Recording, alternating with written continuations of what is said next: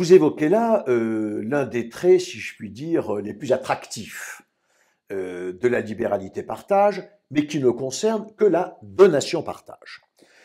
De quoi s'agit-il? L'hypothèse est celle, naturellement, où il existe des héritiers réservataires. Il n'en existait toujours avant 2006, puisque la libéralité était nécessairement un partage d'ascendants.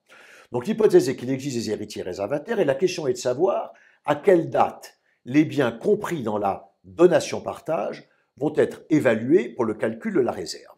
C'est une question évidemment capitale, puisque de la date d'évaluation va pouvoir dépendre la stabilité du partage anticipé décidé par l'ascendant. Je dis l'ascendant, aujourd'hui on devrait dire le décujus. Bon. Prenons un exemple très simple.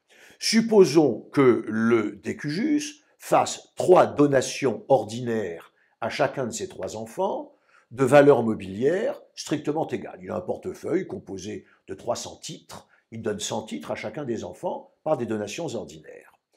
Si par la suite, l'un des enfants conserve les titres, que le deuxième vend les titres pour acheter un appartement à Bordeaux, tenez, ville qui connaît de très fortes plus-values, et que le troisième vend les titres pour acheter une œuvre d'art qu'il apprécie beaucoup, mais dont l'auteur, malheureusement, ne va pas connaître une grande célébrité, de sorte que la valeur de cette œuvre d'art va diminuer au fil des années.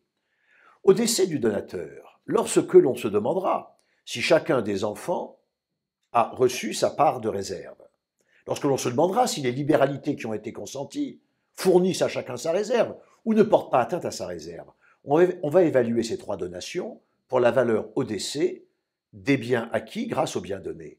Donc celui qui a conservé les titres, sa donation sera prise en compte pour la valeur des titres au jour du décès. Celui qui a vendu les titres, acheté l'appartement à Bordeaux, on prendra en compte la valeur de l'appartement de Bordeaux au jour du décès. Et celui qui a vendu le titre pour acheter un tableau, on prendra la valeur du tableau au jour du décès, donc une valeur qui sera probablement très inférieure à la valeur des titres. Et l'on voit ainsi que la stabilité de cette répartition qu'avait cru faire à égalité l'ascendant, cette répartition va se trouver remise en cause en raison de la gestion, qui n'est pas fautive, mais de la gestion que chacun des donataires a fait de ce qu'il avait reçu.